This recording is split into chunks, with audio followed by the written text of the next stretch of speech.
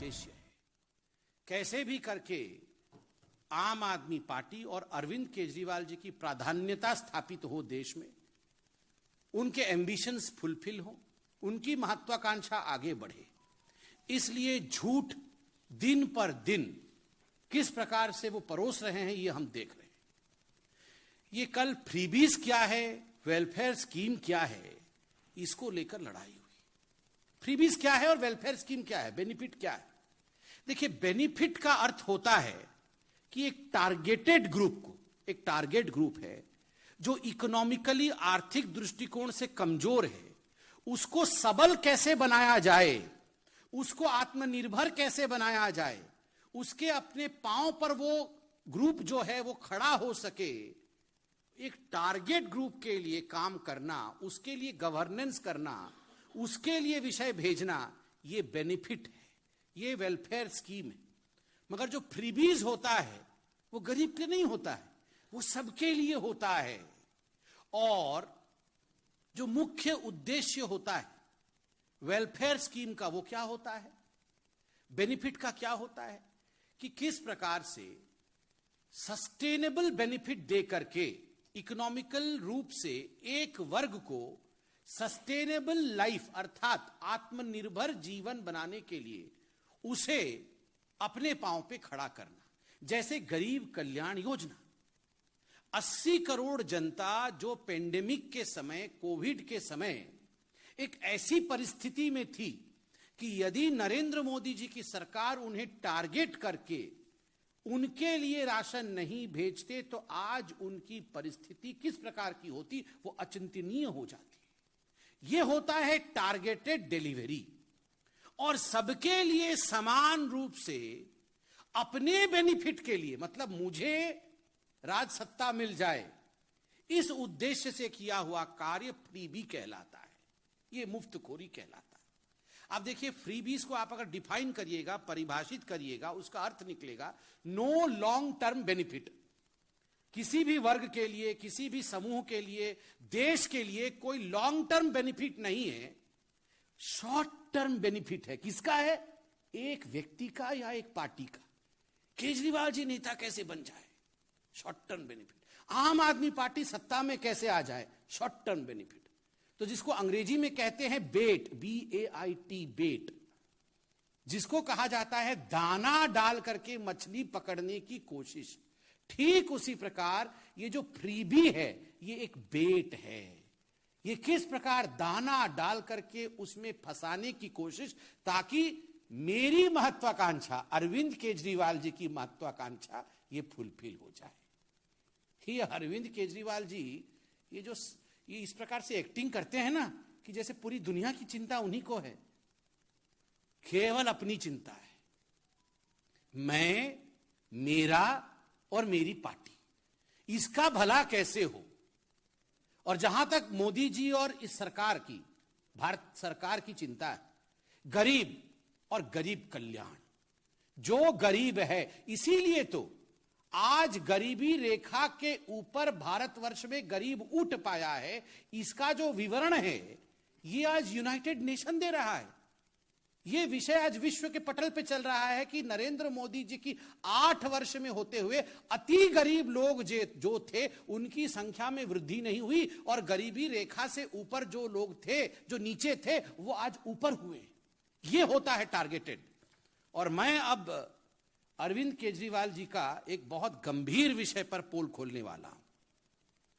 Advertisement करने में अरविंद केजरीवाल जी, उनसे आगे कोई नहीं जा सकता। कैसे गंभीर सा चेहरा बना करके आप याद करिए, वो निकलते हैं टीवी पे।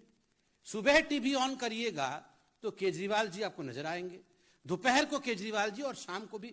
मतलब पूरा दिन टीवी पे रहने वाले केजरीवाल जी कैसे पैसा खर्च करते हैं, मैं आपको एक उदाहरण दे रहा हूं। 2015 में अरविंद केजरीवाल जी की सरकार एक योजना लेकर आए कि हम शिक्षा को लेकर बहुत गंभीर है, इसलिए दिल्ली उच्च शिक्षा और कौशल विकास गारंटी योजना, ये मनीष सिसोदिया जी जो उनके मंत्री हैं, तो जो अभी घोटाला किया था ना एक्साइज वाला, वही मनीष सिसोदिया जी।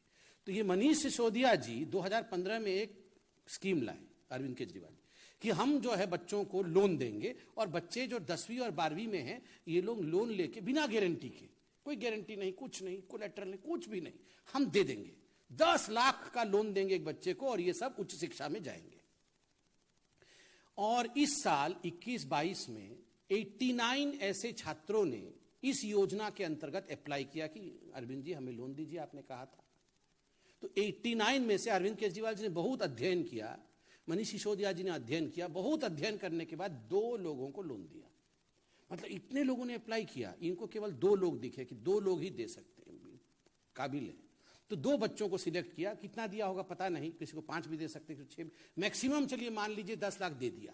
मतलब 10 कुल मिलाकर के 20 लाख मैक्सिमम दिया होगा, हो सकता है उससे कम दिया हो, क्योंकि लोन की जो व्यवस्था है वो मैक्सिमम 10 लाख की है, तो हो सकता है 10 दे दिया, चलिए 20 लाख रुपए लोन दिया। और आप जानते हैं एडवर्टाइजमेंट कितने का किया? किसी ने आरटीआई किया था, तो आरटीआई का रिपोर्ट आया, घबरा जाएंगे आप सुन करके। 10 लाख रुपए का लोन देके 19 करोड़ 50 लाख रुपए का एडवर्टाइजमेंट कर दिया है। 50 लाख, 19 करोड़। हाँ हाँ, जितने का बबुआ नहीं उतने का झुंझुना, संजय जी बोल रहे हैं। तो झुंझुना दिखाते रहते हैं हमेशा, टीवी सुबह से रात तक झुंझुना से ही चल रहा है। मतलब अरविंद केजरीवाल जी झुंझुना से ही चल रहे हैं। आप सोचिए जरा, 2 लोगों को, 2 छात्रों को इन्होंने लोन दिया है, और वो भी मैक्सिमम हो सकता है 20 लाख रुपए का, और 19 करोड़ 47 लाख रुपए का इन्होंने जो है एडवर्टाइजमेंट कर दिया है।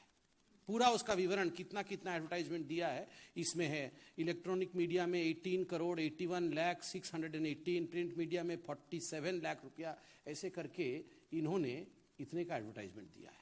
आपको याद होगा बीच में अरविंद केजरीवाल जी आते थे एक टीवी में, आज से जब कोरोना चल रहा था उसके ठीक पहले आते थे, और कहते थे बहुत प्रदूषण है तो जीवन खराब हो जाएगा, तो हम एक बायो डिकम्पोस्ट केमिकल ढूंढे हैं।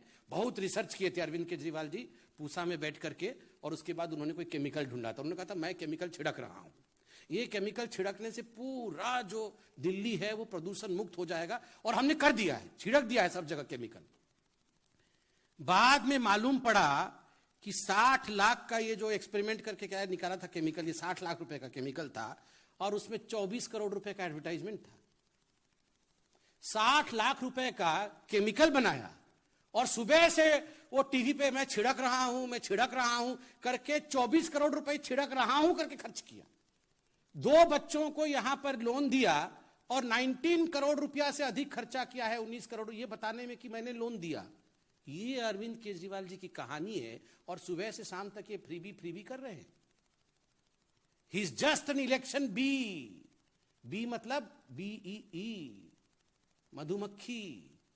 मतलब जैसे ही इलेक्शन आएगा भन बना करके झूठ बोलना और पूरे माहौल को खराब करना कुछ नहीं, केवल एडवर्टाइजमेंट करना, यही उनका विषय है।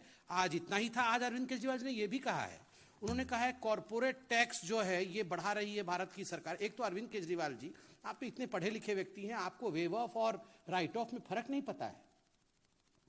आप बोल रहे हैं कि बहुत अमीर साथियों का 10 लाख करोड़ रुपया का जो है लोन मोदी जी ने राइट ऑफ कर दिया, मतलब माफ कर दिया। अरे राइट ऑफ और वेव ऑफ अलग होता है।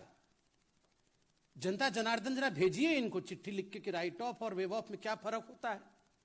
जब राइट ऑफ होता है तो कॉलम चेंज होता है, आरबीआई की गाइडलाइन है, मतलब जो लोग पैसा लूट रहे थे, जिन लोगों ने पैसा लूटा है, किस प्रकार से उनसे बकाया लिया जाए, किस प्रकार से उनसे पैसा वापस लिया जाए, उसको राइट ऑफ कहते हैं। मतलब प्रक्रिया चालू है।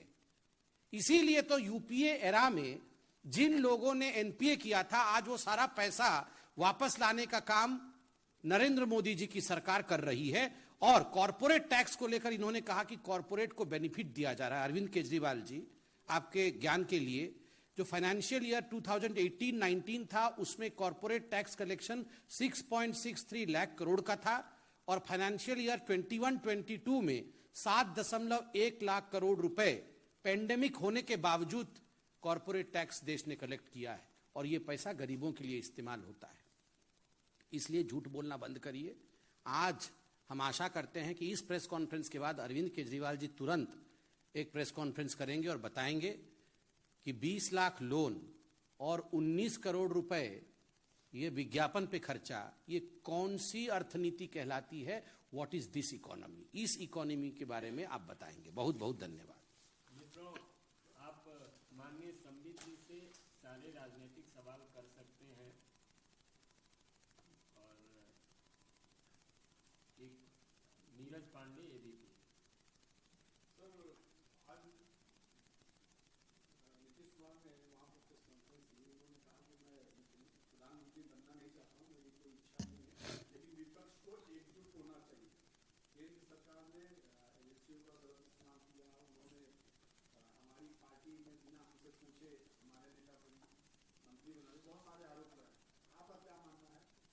देखिए, इस पे कोई कमेंट करना उचित नहीं होगा।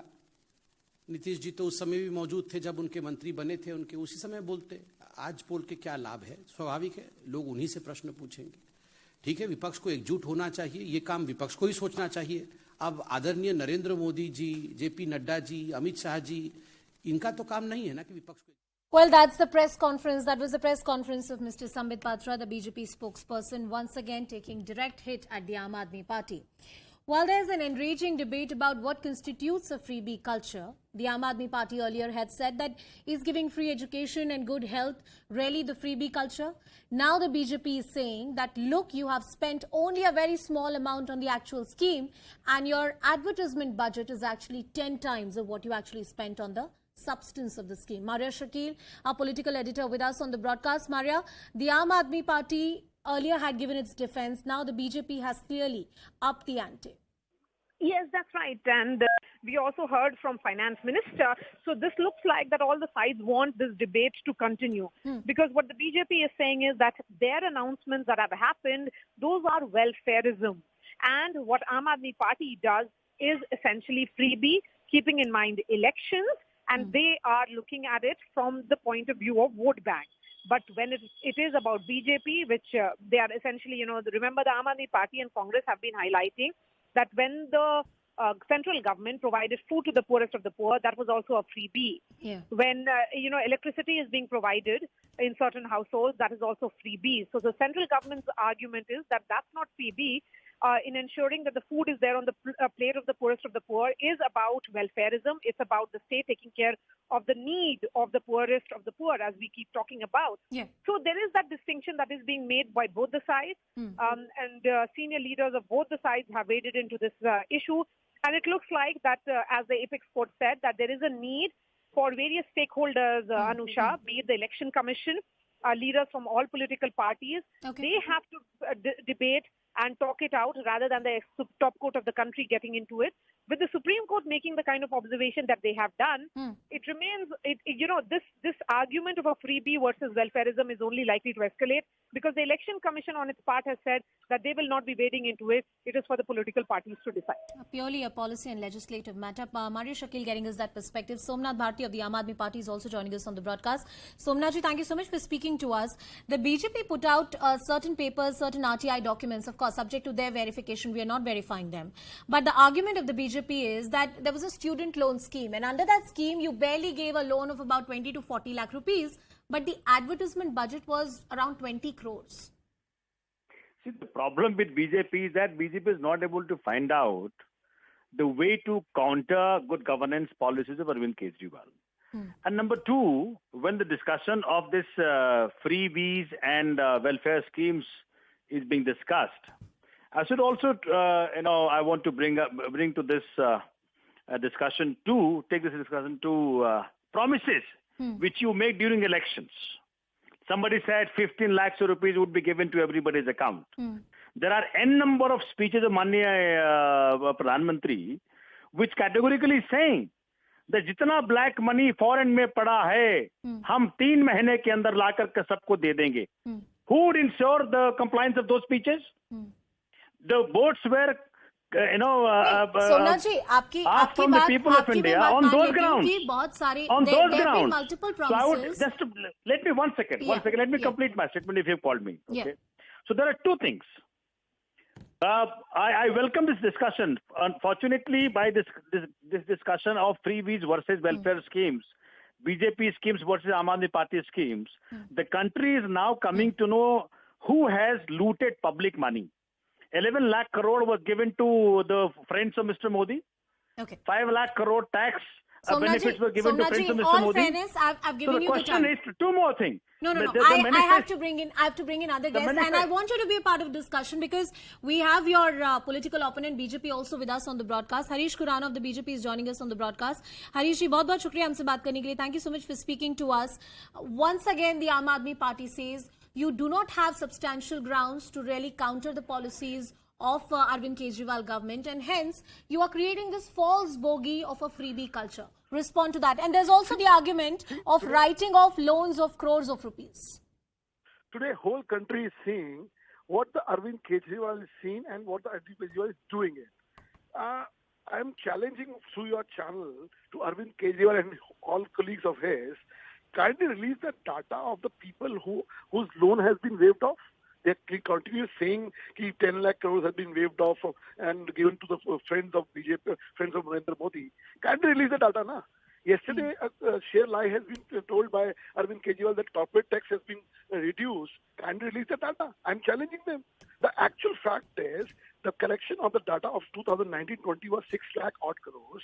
And in 2021, 2021-22, last year it was 7 lakh 15,000 crores, which is 60,000 crore more. So this is a sheer lie. I'm challenging through your channel. Can't release the data. And one, the RTA has also come out about the free labor we are talking about. 20 lakh rupees loan has been given to the higher education guarantee scheme. Under that, only 2 people were benefited, and you have given. I will, Harishi, I'll ask that straight question. I'll ask that straight question to the Aam Aadmi Party. There's one question that the Aam Aadmi Party also wants to ask you, that there are multiple poll promises that the BJP had also made, including some direct, financial benefits that people can get, like some amount of money will come into your bank accounts. That has not come. A lot of speeches were